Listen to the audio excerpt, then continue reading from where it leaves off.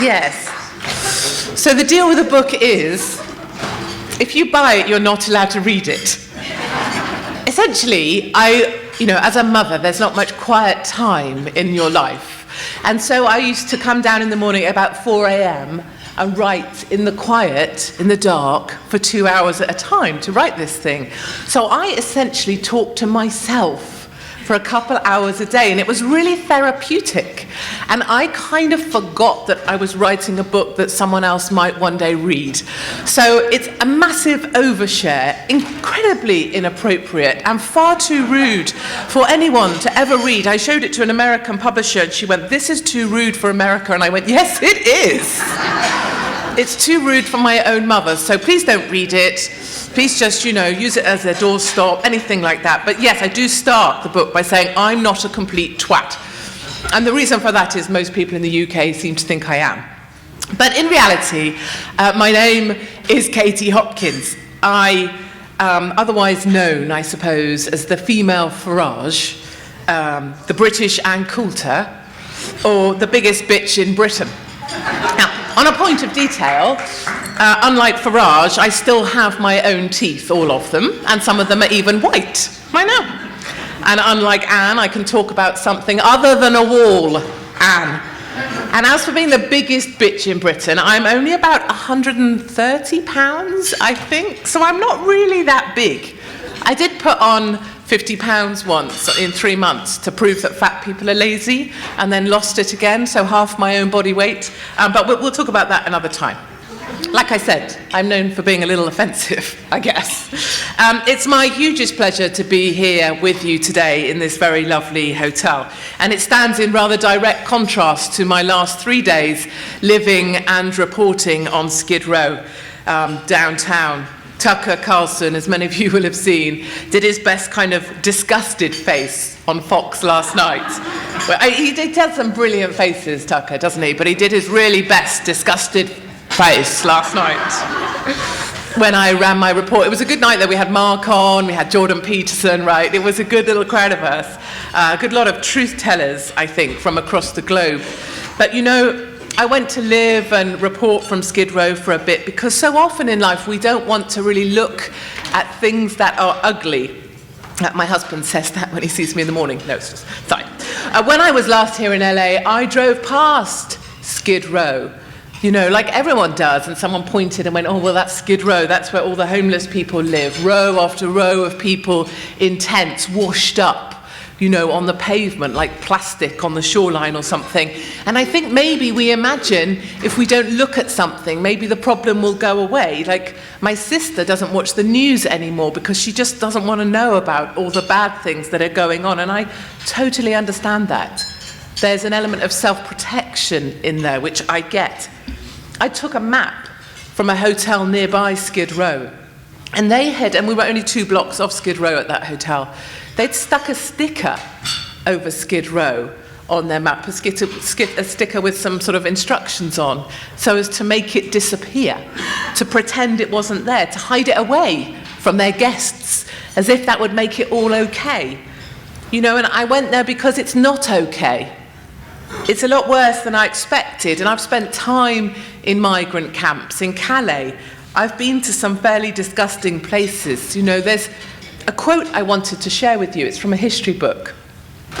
"In the poorer parts of the city, hygiene was impossible to maintain in the overcrowded tenements and garrets. There was no sanitation, and open drains flowed along the centre of the winding streets. The cobbles were slippery with animal dung, rubbish, and the slops thrown out of the houses, muddy and buzzing with flies in summer, and awash with sewage in winter. The stench was overwhelming, and people walked around with handkerchiefs against their nostrils." That was written about London in the 1600s, in the slums. And I can tell you that walking around Skid Row, all of those words apply. This description fits perfectly downtown LA right now, today, in 2018, a place full of human filth, slops and rats. The rats are everywhere. The sidewalks are slippery underfoot. The rats teem about your ankles. It's exactly the same as it was in London in the 1600s, just before the outbreak of the bubonic plague. And I think it's a human health time bomb waiting to go off. These people are beyond help, and it is out of respect for them and for that the city needs to take complete control. Tears and sympathy won't cut it. Endless missions won't cut it. The military need to be moved in. These residents need to be physically assisted into supported housing of some description. And 4 million gallons of Clorox wouldn't go unmissed either. You know, we may look away now, but those tents aren't fixed in place, and nor are those rats. And my take on it is that as the numbers grow, so do the tents. And so do the rats, and so do the fleas on the rats. And very soon, one day, they will be outside the door of a Democrat politician. And maybe at that point, they will decide action actually is needed. But they are coming to us, and they are coming to our front door. However, washed and freshened up now, I am back in action, feeling better about myself, and ready to face another day. And it feels really good to be here in America, in the land of the free. And that's not a phrase I use very much to describe my own country, so desperate to please the Saudis and to submit to Islam. The recent exclusion of a law-abiding American citizen, Brittany Pettibone, a right-wing activist, and her boyfriend, actually, Martin Sellner, you may have heard their story, he's an Austrian, on the grounds of future hate speech as yet unsaid. That really broke a new low for Britain. They hadn't even said anything at all yet, and they have a clean criminal record. These are not criminal people. They were detained for 2 days at the border of the UK and then deported because the speech they wanted to give at Speaker's Corner in Hyde Park might upset local communities. Local communities, don't you love that? That's a euphemism where I come from for Muslims. Like Asians, that's a euphemism the BBC use as well for our Muslim population. If 100 men are found guilty of raping our children in mass grooming gangs, the BBC uses the term Asian. So it throws a few Sikhs, half of India and a bit of Taiwan under the bus as well, so that the Pakistani men raping our children don't get hurty feelings. That's the country I live in. The Pakistani men sent down this week for abusing girls as young as 13 in Oxford, a city, they were called Oxford men by the BBC Press. These Oxford men. I have their names here. Asan Hassan, Kramer Abia, Khalistan Hussain, Khamran Khad, Rahim Ahmed, Alahita Yosahafa. Yeah, Oxford men those. Yeah, really. And if you can't be honest about that problem, you can't fix that problem either. It's like Skid Row. It's like our Pakistani grooming gangs. If you can't be honest about the problem, there's no way you're going to start fixing it. Lauren Southern was another right-wing activist. She's never done anything dreadfully wrong. She doesn't have a criminal record. She was held at Calais, our border with France, because she once used her platform in the UK to pose a question, controversially, I respect that, is Allah gay? Now, I'm blowed if I know. I guess it'd be a touch unfortunate in some ways because Muslims are not huge fans of homosexuals, so that would be a little awkward. And ISIS is rather prone to shoving gay men off tall buildings. So that'd be quite a story, wouldn't it, if ISIS shoved Allah off the top of a tall building? But I digress. She was deported essentially for breaking blasphemy laws in the UK that don't exist. De facto Sharia in the UK. So what's next? If I commit adultery, again, in the UK, will I be stoned by angry Muslim policemen? Given my sexual history, it's not looking good, to be honest. Again, back to rude. But Lauren Southern, a Canadian journalist, was hauled off a bus at the border with Calais and deported. a young journalist on her own, deported from the UK. The same ferry port where I've watched truckloads upon truckloads of illegal immigrants knowingly waved through without a single question being asked. A jihadi who put a bomb on our subway came to the UK via the port of Calais, the same port. He told officers he'd been training with ISIS for 3 months, learning how to kill non-believers. And we gave him a home, a foster family, and an income. And in return, he made a nail bomb and chose to plant it in a carriage full of school children on the subway in London, the Parsons Green bomber you'll have heard of. It strikes me, you know, that freedom is rather like sight or hearing or being doubly continent. Sorry when you're eating. It's kind of fundamental to life, but these are skills you don't really appreciate until you start to lose them. Like, I can't read without my glasses. And the time I waste looking for my glasses drives me and my family and my children to distraction. And freedom is very much the same. Now I see it being clawed away, I find myself looking for it in other countries and encouraging everyone to hold on to it for as long as they can, appreciate it. It's my consistent message to America. Do not let your country fall as we have fallen. Do not become the UK. Fight for your freedoms every day. And our fight is real. The assault on your Second Amendment rights is relentless. It's well-funded, immaculately coordinated, and politically loaded. And there are dark forces, I think, at work behind the facade of these crying kids.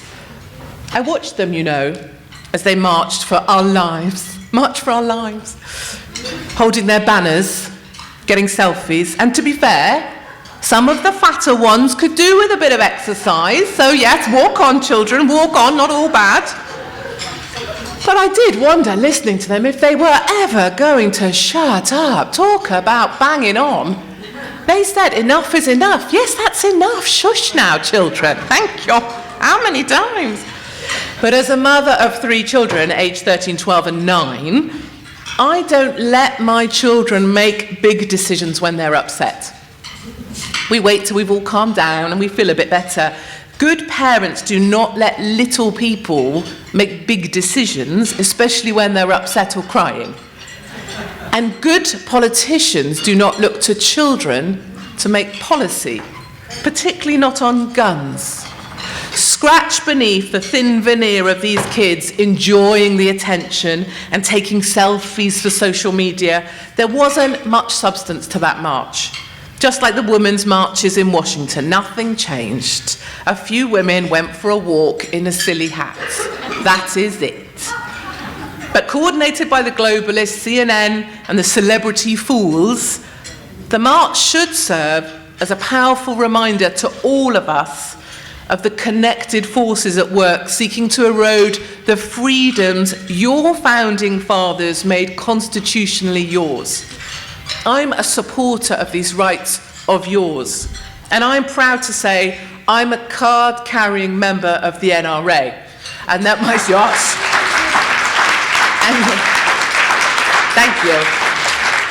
That one's for the NRA and Dana. And my son is very pleased, actually, with his hat and his duffel bag that I've brought home, and I've put my NRA car sticker in my car. Other mothers on the school run have stickers on their cars that say baby on board. I like to think that mine has bullets. Oh, yes. For many, you know, mothers don't really speak to me so much at the school gate. Does that come as a surprise? No. Especially not the larger ones. For many, the right to bear arms, you know, is not a freedom. It's a fact. It's a necessity of survival. And I'm talking about my friends, my white friends in South Africa, who need their guns to protect them through their day. I am grateful to so many people in this room and the organisation for supporting me on my mission to cover the plight of white farmers in South Africa. An intention, actually, I announced at the Freedom Centre weekend in November 2017. Well, 2 months later, in January 2018, I was there in country in South Africa with a cameraman, an armed security team, and a couple of military wagons capable of getting us closest to the story that I wanted to tell. You know, in urban areas in South Africa, the whites now live the same way that caged animals live in zoos. Whites in captivity almost, living behind fences and gates and behind bars. I did a school run with one mum. She calls into security to say that she's leaving her house with her children, drives the children through the automated gate, changes her route every day to the school, returns home a different way from the school run. She has to check her home cameras from her car before she gets to the gate to check that no one's lurking behind them to attack her as she goes through the gate. And that's a normal school run for that mum, regular mum. And on farms, only the richest can afford to defend their land and their crops. I walked a £22 million mega fenced farm. It just grows avocados and macadamias. But that's the sort of security they need. It was like a high security prison unit, and it had a helicopter reaction team in case trouble came, in case the blacks came to take the land, as they have been told it's their right to do. And that's the security you need to farm fruit in South Africa. And it's a very, very different world for the poor white farmers. Vulnerable and exposed, they talk about when, not if, they will be attacked. There have been more than 100 attacks so far in 2018.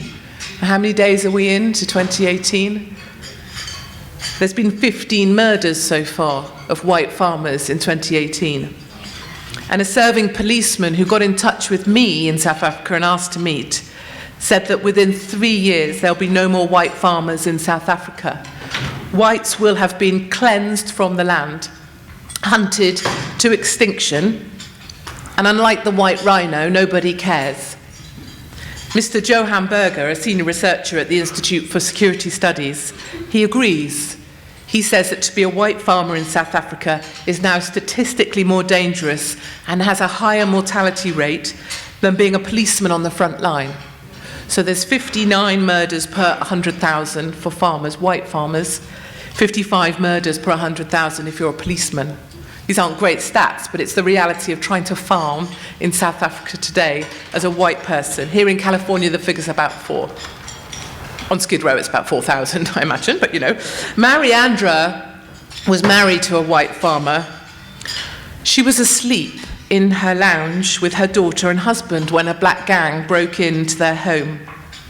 Her husband woke up and offered them anything they wanted, the car, the bakkie, the computer, the safe, anything they wanted to take.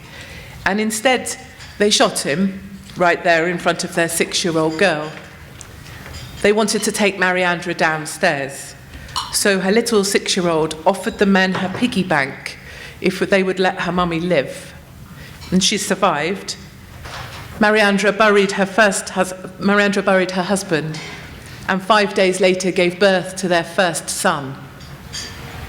She's tiny, Mariandra, and frenetic when you meet her. She's so small. I asked her what will happen if she stops moving, stops organising, stops running, stops keeping everything together. You know how we do sometimes. She says she'll fall and she won't get back up. And Bernard came home from church with his father and his wife and children to light a braai, like a barbecue, on Sunday after church for the family. A black gang was waiting for him in his garage. 2 hours later, his father was dead. His wife was strung up with fencing wire in the garage, and his son had been shot at but lived. Bernard ran to his father dying on the stoop and pleaded with him to hold on. He said they had so much to do together on the farm, but his injuries were too cruel. And I learned that for these farmers and their families, death is not the end of it. Death might be a blessed relief for those who are tortured by the gangs, but for those left behind, sometimes I felt like they might suffocate in their sadness. It was almost as if they could barely keep their heads up to breathe. Bernard's 11-year-old doesn't want to live. He wants to join his granddad in heaven. He thinks the shot was meant for him, and if he had died, his granddad may have lived. And his smallest son, who watched the whole attack, his grandfather shot, his father beaten, his mother strung with wire, he can't sleep anymore. He's on antidepressants and sleeping pills, and he's tormented and has been asked to leave his school because he's now a violent child. He's 8 years old. There's many, many more stories like this, and I tell you them not to make you sad here at lunch, but out of respect for the lovely people I met and for their impossible lives, and as a reminder of why our freedoms and your rights really matter. Your right to speak, your right to bear arms, and for every crying child, from the kids from Florida in the Parkland schools screaming BS at the NRA, I think of Mariandra's little girl offering her piggy bank to the killers if they would let her mummy live. You know, some white farmers are fighting back. They're making sure they have their ownership of their weapons, and their wives, who I spent time with, are taking lessons in how to defend themselves and how to be that first line of defense if their husband's shot, so they might be the last thing that can protect their own children. I really understand that. Because once you lay down your arms, once you lose your right to speak freely, what do you have left to defend yourself with? And what will you defend your freedom of life with if you lay down your arms? You know, I remember in Sweden talking to a fireman. I went to walk the no-go zones of Sweden. I spoke to a fireman there in the toughest fire station in the country, planted in the heart of no-go Sweden, in the toughest suburb. He was building an even bigger fence around the fire station there to defend the fire engines, because the migrants would come and steal the cutting equipment they needed to save people, and they would funnel out the fuel from the tanks of the fire engines. So the wall, they needed to be bigger to try to keep these fire engines running. I asked that man whether we would need to build more walls like this in the future to keep people out. And he said no. He said we'll need to build walls to keep the people we love safe inside. And you know, I'm sure he's right. And I wanted to say that that's what I think we're all doing here. What we do when we stand together as conservatives, when we reach out to people and hold hands with them, to fellow patriots, to those defending our freedoms, even if we don't agree with everything we say, we're on the same team, we're on the same side. And I think that way we create a wall together to keep the madness out, to keep the darkness from our doors, and to keep the things we love most safe inside. My South African farming friends love their family, they love their God, and they love the land. My American friends, you love life and liberty and the pursuit of happiness. And together, as we build this wall, standing strong together, we look to keep those freedoms alive. We stand strong. Thank you very much indeed. Thank you. Fascinating. I've got 2 questions. One question is about South Africa. As I understand it, the government of South Africa has passed legislation to expropriate without compensation all of the white farms, just as they did in Zimbabwe. So do you have a comment on that? Second question, you've got a whole chapter in your book about you and epilepsy. And I was wondering if you could give us some information as how did you conquer it, or how did you cope with it? What did you do? Because it doesn't look like you have epilepsy. Okay. So, most importantly, yes, you're absolutely correct, sir. Cyril Ramaphosa, the new leader of the ANC, stood up at his State of the Nation address a couple of weeks back and said, our policy is land expropriation without compensation. You translate that, we're going to take your land. Now, you will imagine, as there are in every political kind of lineup, there's a harder wing to the ANC. Some call it the true face of the ANC. They're called the economic freedom fighters, and they are terrifying. They're the guys that you see chanting in the street, the guys that destroyed the H&M stores when there was the protest. They're the guys that sing a particular song at their political rallies, kill the Boer, kill the white farmer. They make throat-slitting gestures. They did last week in the Parliament building. A black policeman allied with the EFF after a farm incident the other day said, well, I would have cut his tongue out and gouged out his eyes too. So my point rather being that if you have the leader of the ANC saying, we're going to take your land and we'll give you nothing, once you translate that through the EFF chanting, kill the Boer, kill the white man, and translate that down to the black gangs who action this stuff, it just means kill them. And they don't just kill them. This is the strange and curious thing. And we don't need to do the detail here, it's lunch, and I respect everybody. 2 to 3 hours of some of the things I couldn't handle. Sometimes I thought in South Africa my heart would just fall into a little pit. So, you know, a baby thrown in a bath of boiling water, a lady with, you know, they took irons from and they brand, and just stuff. 2-3 hours of that. So it isn't just about land, it's about vengeance and retaliation and making white people pay. And if you ask anyone the reason for anything, they'll say, apartheid. You know, and you can't move forward if you look back. So that's that. Epilepsy, yes. So I can do a trick later. It's quite a trick I'm quite proud of. So I don't actually have a top of my head. I'm like a little boiled egg. So I'm missing about this much of my skull. In March 2017, sorry, I went in for major brain surgery. They they sawed off my skull, and they went into my head, and for 18 hours, a brilliant man went and found my epilepsy inside my head and cut it out. When you go into that kind of, I had a really good sleep. Like, it was the best sleep I've had for years. I had a great time. Like, I did nothing. The thing I would say is before that surgery, clearly, they talk of a deficit, which is a very special doctor's term, I think. And they talk of the deficit could be your sight, where my epilepsy is just behind your sight. Left hand, I'm left-handed. That's God's way of laughing at you, isn't it? Deficit, left leg, that you could lose your speech, of course, and you could not come back at all. And actually, at the National Hospital for Neurology, one of the things that still gets me now is so many of the patients there are much less fortunate than me, and they drag a leg. So, you know, they will drag their left leg. And in many ways, going for my appointments before the surgery, it's sort of like, and I mean this so respectfully, it's like being amongst your worst nightmare because you see yourself. And so anyway, it turns out my surgery was super lucky, and I never had a single fit, not since the day I had my surgery. And no, but I still was a coward. So I really wasn't that brave. I had arrangements with my mum. She came to live in my house for 3 months while I went and sorted myself out. And we agreed that on the driveway, we wouldn't look at each other or talk so that we didn't get upset in front of the children. So we just passed in a really weird British way.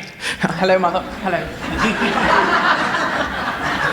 I might never see you again, but we won't talk about it because we're British. Okay, good. Right. That happened. And then my mum's just like me, she falls apart very easily.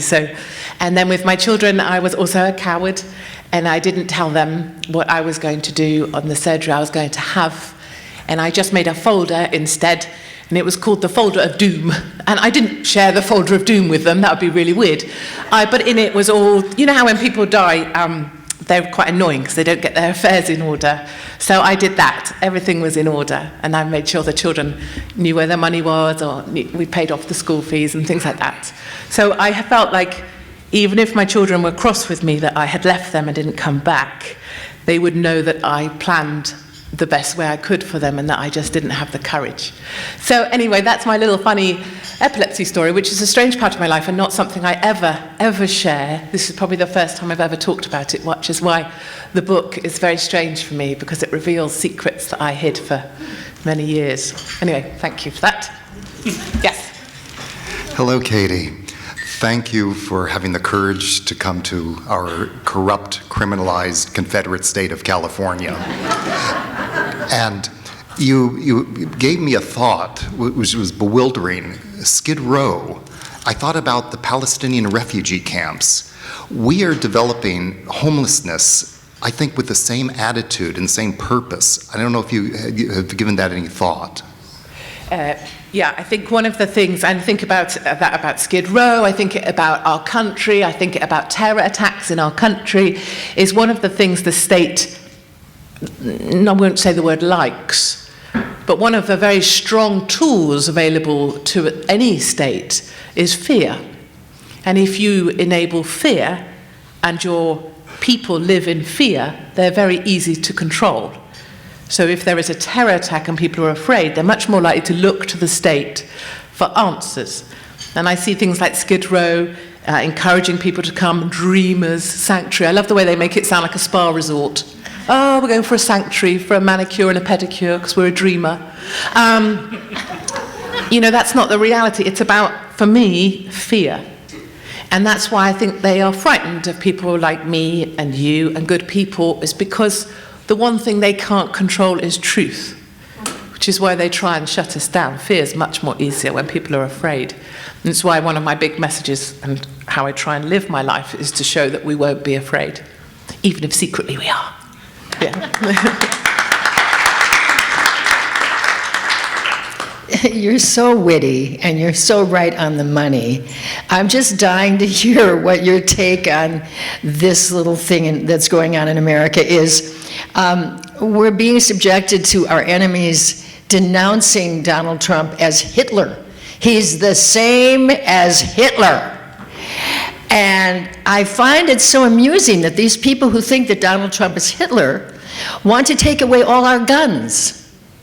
I'd love to hear what you'd have to say about the irony of this. If he's Hitler, why do you want to take away all the guns? It's a curious thing. This attack on your Second Amendment is a really strange thing. But I think, the best thing that happened to America is that you got Trump. I think it's fantastic. I love it. I love that. I believe that he would win because you could feel it. Like you could feel Brexit was going to win. You could feel it when you were here. I followed him on the election trail, and it was almost it was joyous because it was the people who don't have a voice always telling me that Trump was going to win. They were going to vote Trump. You could feel that he would win. And I think for so long, America was no longer leader of the free world. Under Obama, I don't think it could barely lead its own dog for a walk. But now, I honestly feel that you're back. I feel like America is the leader of the free world once again. And I love it. Every time the FTSE goes for another high, and every time the Dow goes for another high, you get the highest employment rates that you've had on record, the highest or lowest black unemployment rates on record. Every time you smash another record, you make your taxes much more efficient. These are the way that Trump will carry on and prove itself. So, okay, fine, CNN, fine. You can stick a couple of ladies with exceptionally big breasts on your TV programs, and you can do that every day for the next 100 days. But as soon as Trump has another major win impacting things that matter, like employment, like people's own family finances, like your security, like your protection, like the safety of your children, those big-boobed women's don't matter one dime nor one jot. So, in answer, I think you're back as leaders, and I think many, many people, I know, many people in the UK want Trump. They wish we had Trump. We have this very annoying London mayor, the mayor of Londonistan, Sadiq Kant. I can't stand him. The unfortunate thing is he speaks for London, and of course then he ends up speaking for the UK. There's this huge population in a very great place called the rest of the UK who are desperate for Trump to come. And I feel that momentum building. From Catalonia, you look at the Italian elections, which were won by the right. Look at Germany, where the opposition party is now the AfD. Look at Viktor Orban, see what's going on in Hungary. Look at the Czech Republic. And I feel it in the UK. My support base is sort of like, if you're too near, it probably doesn't happen here, but if you're too near electricity pylons, there's a sort of buzzing. I feel that It's like an electricity at the moment, and I'm excited for it. But certainly we look to Trump for leadership because we don't have any at home. Yeah. So. This follows on directly from what you just said. One of the best movies I saw this year was The Darkest Hour, Yeah. which reminded us how for a period of time England basically stood alone in the world against Nazism and the forces of evil. And is that spirit lost? Are you pessimistic about that spirit? Because Brexit gave us all hope that maybe it's still there, but here it is a year and a half later, and now the voices are another referendum, maybe it'll never be implemented, the pessimism there. But I think most of us feel if the UK goes down, it's a serious blow to world freedom and peace. Yeah, I think you're right. And for a very long time I said that, we've fallen. The UK has fallen. Do not fall as we have fallen. And I think that's true. We'll never see Brexit, not in the way that anybody like myself or the people that I stand with voted for. That will never happen. But what it does indicate is 17.4 million people think in a similar way that I do. Not that we have the same opinions, but we have the same strength of feeling for our country. That's nearly a third of the UK.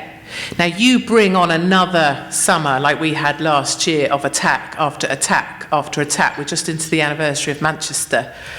You are going to feel that those people rising up again, and I feel it at the moment. I felt it at Speaker's Corner the other day where I was slightly harassed by a lovely mob of gentlemen from, I would say, where would we say? Yes, Oxford men. Mostly called Ahmed or Hassan. I didn't really catch their names. They were too busy trying to kick me. But I feel that, and I know there's more rallies planned. There's one that was held in Birmingham last week. I couldn't attend. I'm due to speak at one in Manchester, and I feel it growing, and I know the state doesn't like it because of the level of hassle I get, and because I know the state can see what's coming, and they can't control us. So I do think we're rising up, and I think the fact that we have our Eastern European neighbours who are starting to rally gives us hope. Yeah. We're going to try to get in two last quick questions. I'll talk really quickly. I was just curious. Thank you so much, Katie, for your courage and your outspokenness and being willing to undergo all of this, both here and in Britain and all over. I was just curious as to, I was a little concerned with the millennials who are what Larry Sand calls marching madness, and the fact that they don't know that school shootings are down by 3/4. And police shootings are through the roof. But I was curious as to your comment on Justice John Paul Stevens' call for the repeal of the Second Amendment. The marching. I should say to these kids, look, kids, let's not dress this up. You're going for a walk with a banner. Kind of get over yourself. You're not marching for your lives. And also, you didn't think it through very well, did you? Because there's already a March for Life, and that's against Planned Parenthood. And that kills 300,000 unborn children a year. So you got muddled up there, sunshine. And what I also say to these kids is you did not go marching over the 600 people who were killed in Chicago last year, and the year before that, and the year before that, because they didn't matter to you. So I say dry your tears, stop acting up for the cameras, and get back into class. And I'm very clear on that, and I think any more marches, we've had enough marches. Why don't they just do their marches all together? Women marching, pussy marches, children marching, just all march. March away from me, that way. Just anywhere that isn't this way. Yeah, and also, the other thing that really gets on my tiny tits, sorry, gentlemen, is they never put away their, it's gone a bit cursy now, so I held it together very well for a good hour, so you just have to roll with it now. Just get over it. They never throw away their bloody rubbish. So these banners, every damn time, they were there to protest Trump, banners everywhere, pussy marches, banners everywhere, mostly with vaginas and uterus, and no one needs that in the street. And then kids I was walking up to the Mexican laundry, because I like to get my laundry done at local places to get a feel of a place, and there was fags against firearms under my feet. I mean, please, take your rubbish banners home with you. Anyway, good. I'm glad I feel better. I feel better. You put a song in my heart. Hooray. What the heck is it with the UK's schizophrenic relationship with Israel, the only democracy in the Middle East, but yet they vote against Israel along with the crazy countries at the UN? I know. So what is it between the UK and Israel? It's so disappointing. I can't tell you. Sometimes, you know, when your country really lets you down, and because the UK voted against, or at least they didn't assist with the vote on Israel, and then you just want to go, oh, that's not me. You don't represent me. That's not my country. You know, that. I did a big rant on my radio show before I was fired. It was tragic. Tragic but true. I wasn't fired for underperforming. I was fired for saying that we needed a solution to Muslims, which we do. But anywho, I had a big rant about Israel, and my God, did I go off on one. I did the full Hopkins goes ballistic. I love Bibi. He blows. If you throw a rocket at us, we're going to take down your house. And once we've taken down your house, we're going to come for your mum's house as well, and your brother's. And that's called justice. And I don't just build a wall if I'm Benjamin Netanyahu. No.